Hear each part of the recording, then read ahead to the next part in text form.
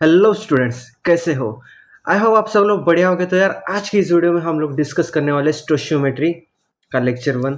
देखो यार, इस लेक्चर को एज अ रिवीजन लेक्चर लेना ज़्यादा फायदेमंद रहेगा।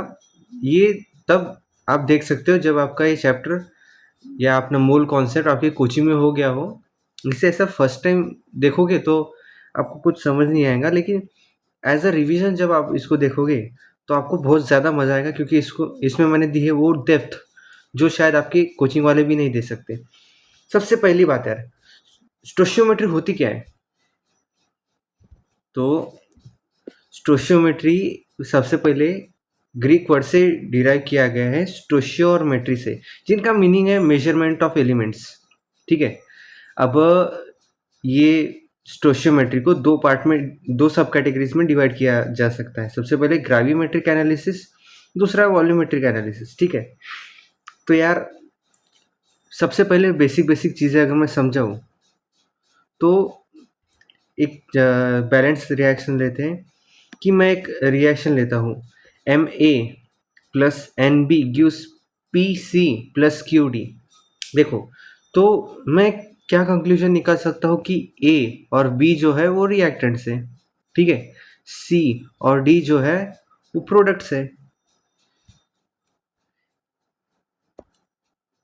यहाँ पर M हो गया, N हो गया, P हो गया, Q हो गया, ये सब है स्टोशियोमेट्रिक कोएफिशिएंट। देखना, हाँ, स्टोशियोमेट्रिक कोएफिशिएंट्स, ये स्टोशियोमेट्रिक कोएफिशिएंट्स, ठीक है। तो अब हम बात करते हैं केमिकल इक्वेशन में स्टोशियोमेट्री की। तो सबसे पहले मैं एक बैलेंस केमिकल इक्वेशन ले लेता हूँ।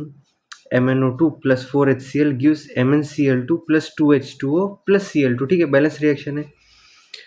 तो मैं क्या क्या क्वांटिटेटिव इंफॉर्मेशन इससे ड्रॉ कर सकता हूँ? सबसे पहली बात, मोलर रेशियो MnO2 और HCl का कितना है? 1:4। देखो,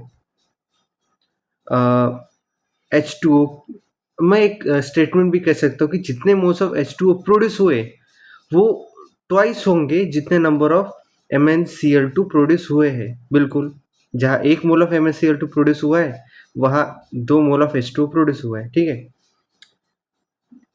हम ये भी कह सकते हैं कि जब हम रिएक्शन को करेंगे स्टार्ट, तब हम रिएक्टेंट्स को किसी भी मोलर रेशियो में ले सकते हैं, लेकिन जब रिएक्शन ऑकर होंगी तो रिएक्टेंट का मोलर रेशियो 1:4 ही होना चाहिए। जैसा कि हम रिएक्शन में देख ही सकते हैं, MnO2 का मोल, 1 मोल HCl के 4 मोल के साथ रिएक्ट करता है। ठीक है।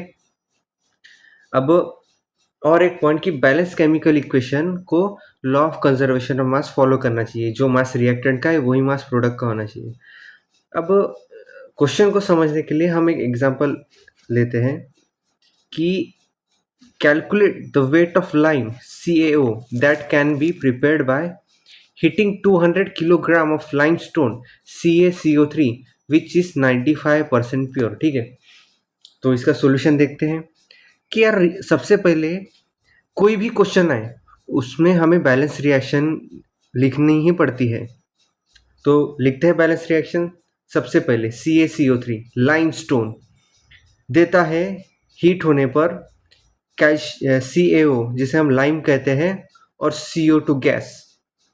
तो हमें कहा गया है कि ये जो CaCO3 लाइमस्टोन है 95% प्योर है और 200 किलोग्राम है। देखो भाई, अगर कोई भी चीज़ 95% प्योर है मतलब 5% उसमें कंकड़ पत्थर है, तो हमें किसी भी रिएक्शन में क्या कंकड़ पत्थर रिएक्ट करेंगे? नहीं। तो जो actual amount of CaCO3 react किया वो भी हम कैलकुलेट कर सकते हैं 95/100, क्योंकि 95% है, इंटू 2 लाख ग्राम।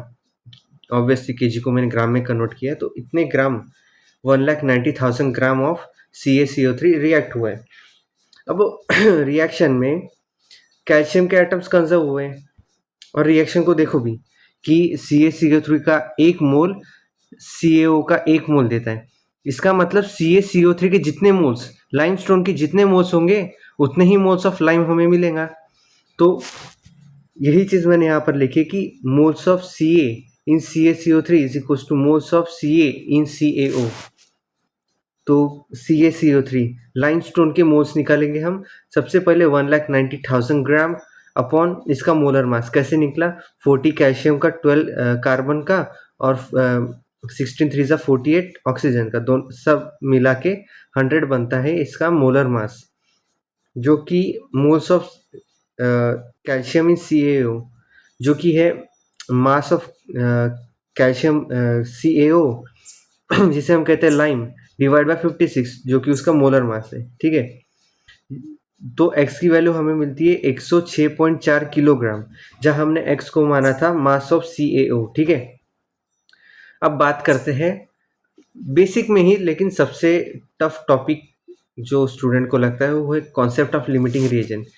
ध्यान देना, क्या होता है कि जो भी रिएक्शन जिसमें एक से ज़्यादा रिएक्टेंट इन्वॉल्व है, हमें पहले आइडेंटिफाई करना पड़ता है कि कौन सा लिमिटिंग रिएजेंट है।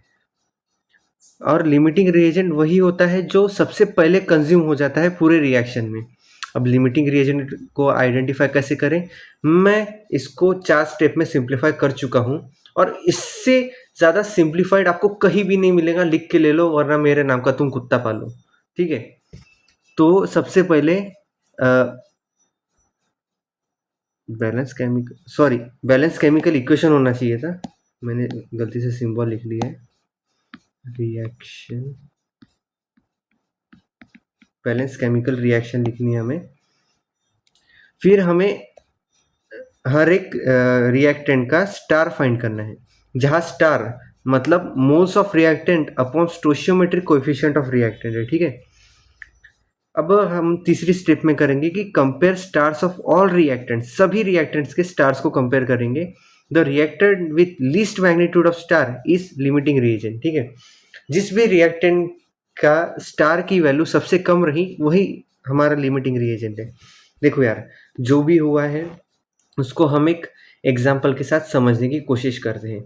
सबसे पहले मैं एक रिएक्शन ले लेता हूँ, 2C + O2 gives 2CO carbon monoxide is carried out by taking 24 gram of carbon and 96 gram of oxygen. Find out, सबसे पहले हमें क्या ढूंढना है कि कौन सा रिएक्टेंट एक्सेस में बचा है। देखो लिमिटिंग रिएजेंट क्या था, जो जल्दी कंज्यूम हो जाता है, तो जो कंज्यूम नहीं हुआ वही रिएक्टेंट एक्सेस में बचा है। क्योंकि रिएक्शन में 2 ही रिएक्टेंट है, कार्बन और ऑक्सीजन, तो जो लिमिटिंग रिएजेंट नहीं होगा वही रिएक्टेंट बचा होगा। ठीक है, अब हमें क्या फाइंड करना है कि जो बचा है उसका कितना बचा है अमाउंट रिएक्ट करने का। मान लो मैंने 5 किलो आलू लिया और 10 किलो बेसन लिया और मुझे आलू भज्जी बनानी है, तो 5 किलो आलू और 5 किलो बेसन से तो आलू भज्जी बन जाएंगी 10 किलो, लेकिन जो 5 किलो बचेगा ना वही है हमारा अमाउंट कि कितना बचा है। और क्या बचा है, बेसन बचा है, क्योंकि हमने 10 किलो लिया था और 5 किलो आलू लिए थे। ठीक है, अब हमें फाइंड करना है कि कितने moles of CO carbon monoxide form हुए। ठीक है, वो भी हम कैलकुलेट कर लेंगे। और हमें चौथा क्वेश्चन यह पूछा है कि हम जो लिमिटिंग रिएजेंट है उसकी कितनी अमाउंट लेते कि ये रिएक्शन के एंड में कुछ भी नहीं बचता, क्या रिएक्टेंट नहीं बचता। ठीक है, तो एक एक करके हम सभी क्वेश्चन को सॉल्व करने वाले। सबसे पहले कौन सा रिएक्टेंट एक्सेस में बचा, ये कैलकुलेट करने के लिए हमें सबसे पहले लिमिटिंग रिएजेंट को आइडेंटिफाई करना पड़ेगा। सबसे पहले हम स्टार ऑफ कार्बन निकालेंगे, जो है moles of carbon divided by 2। Moles of carbon कैसे निकालेंगे, mass upon molar mass divided by 2, जो कि 1 निकला हमारा स्टार कार्बन का। अब स्टार ऑफ ऑक्सीजन निकालेंगे, वो कैसे निकलेगा, मोल्स ऑफ O2 जो कि निकलेगा 96 ग्राम लिया था हमने ऑक्सीजन का और 32। देखो मोलर मास ऑक्सीजन का तो 16 होता है, लेकिन O2 में 2 मॉलिक्यूल्स ऑफ ऑक्सीजन होते हैं, इसलिए हमें 32 लेना पड़ा इस मॉलिक्यूल का मोलर मास निकालने के लिए। और देखो रिएक्शन में भी देखो कि कार्बन का स्टोइचियोमेट्रिक कोएफिशिएंट 2 था, इसलिए हमने बाद में 2 से डिवाइड किया इसे। ठीक है, लेकिन ऑक्सीजन का स्टोइचियोमेट्रिक कोएफिशिएंट 1 है, इसलिए हमने यहाँ पर भी 1 से डिवाइड किया है, तो हमें स्टार ऑफ O2 हमें 3 मिलता है। अब दोनों को कंपेयर करेंगे, star of C 1, star of O2 3।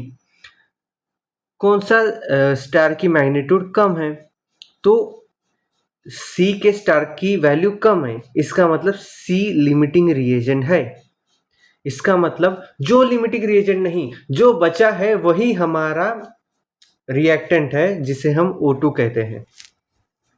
अभी हम सेकंड क्वेश्चन को डिकोड करते हैं कि how much of it is left, क्या जो बचा है वह कितना बचा है। तो देखो, मोल्स ऑफ कार्बन तो थे 2, मोल्स ऑफ O2 थे 3। रिएक्शन को एक बार देखना कि अगर कार्बन के 2 मोल ऑक्सीजन के 1 मोल के साथ रिएक्ट करते हैं तो हमें 2 मोल ऑफ कार्बन मोनोऑक्साइड मिलता है। कार्बन के कितने मोल्स है? 2 मोल्स है। इसका मतलब O2 का 2 मोल्स ऑफ कार्बन O2 के 1 मोल्स के साथ रिएक्ट करेंगे 2 मोल्स ऑफ कार्बन मोनोऑक्साइड देने के लिए। इसका मतलब जो number of moles of O2 reacted है वो 1 ही है। इसका मतलब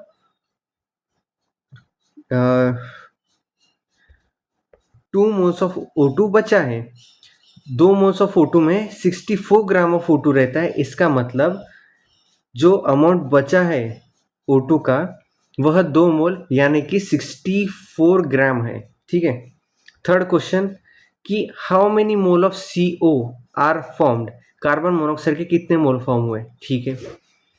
रिएक्शन देख के हम बोल सकते कि 2 mole of carbon 1 mole of oxygen के साथ मिलकर 2 मोल ऑफ कार्बन मोनोऑक्साइड देते हैं। कार्बन लिमिटिंग रिएजेंट है। लिमिटिंग रिएजेंट के कितने मोल्स है? 2 मोल्स है। इसका मतलब 2 moles of carbon 1 moles of oxygen के साथ रिएक्ट करके 2 मोल्स ऑफ कार्बन मोनोऑक्साइड देते हैं। इसका मतलब number of moles of CO जो फॉर्म हुए हैं वह भी 2 है। ठीक है। अब फोर्थ क्वेश्चन को भी हम डिकोड करेंगे कि लिमिटिंग रिएजेंट का हम क्या अमाउंट लेते कि जो रिएक्शन है हमारी वो पूरी तरह से प्रोसीड हो जाती है और एक भी रिएक्टेंट नहीं बचता। तो इस केस में इस क्वेश्चन को सॉल्व करने के लिए हम इस बार O2 को पूरा कंज्यूम करा देंगे। देखो रिएक्शन को देखो कि 2 moles of carbon 1 moles of oxygen के साथ मिलकर 2 मोल्स ऑफ कार्बन मोनोऑक्साइड दे रहे हैं। हमारे पास ऑक्सीजन के 3 मोल्स है। इसका मतलब हमारे पास 6 मोल्स ऑफ कार्बन के होने चाहिए थे। 6 moles of carbon 3 moles of O2 के साथ रिएक्ट करके 6 मोल्स ऑफ CO देते। इसका मतलब अगर पूरी रिएक्शन प्रोसीड करानी है तो हमें ऑक्सीजन को पूरी तरह से कंज्यूम करना पड़ेगा, जिसके लिए हमें 6 मोल्स ऑफ कार्बन चाहिए रहेंगे। और 6 मोल्स ऑफ कार्बन जब हम लेते हैं तो हमें 72 ग्राम ऑफ कार्बन लेना पड़ेगा। इसका मतलब अगर कार्बन 72 ग्राम लिया होता तो एंड में कुछ भी नहीं बचता। देखो अब ये वीडियो बहुत छोटी है, मतलब इसको इस पूरे रिवीजन जो रिवीजन सीरीज चल रही है इसको मैं 8 भाग में डिवाइड करने वाला हूँ। हर रोज एक आएंगी। बहुत छोटी छोटी वीडियोस है। इसको एज अ रिवीजन पकड़ना, ज़्यादा दिमाग पर लोड नहीं देने का। ये तो बेस था। बस इसके आगे मैं नेक्स्ट वीडियो में ये जो लिखा है ना मैंने ऊपर इंटरेस्टिंग पार्ट चालू करूँगा, ग्रेविमेट्रिक एनालिसिस और वॉल्यूमेट्रिक एनालिसिस पर। तो बने रहना, क्योंकि ये जो है ना बहुत बहुत बहुत बेसिक है। इतना तो आना ही चाहिए एक जी एस्पिरेंट को। लेकिन इसके आगे जो होगा ना वो होगा इन डेप्थ। तो आज के लिए बस इतना ही। अगर मेरी वीडियो से आपको कुछ भी वैल्यूएबल सीखने को मिले तो यार कमेंट करके थैंक यू कर देना, वरना गाली देने तो गाली भी दे देना, मैं सह लूँगा। लेकिन यार कुछ भी हो, दिमाग में डाउट हो, कुछ भी छूट गया हो मेरे से या मेरी कुछ गलती भी हुई हो तो एक बार कमेंट कर देना, मैं रिप्लाई ज़रूर करूँगा। ठीक है। तो मिलते हैं कल। अभी के लिए बाय बाय बाय बाय।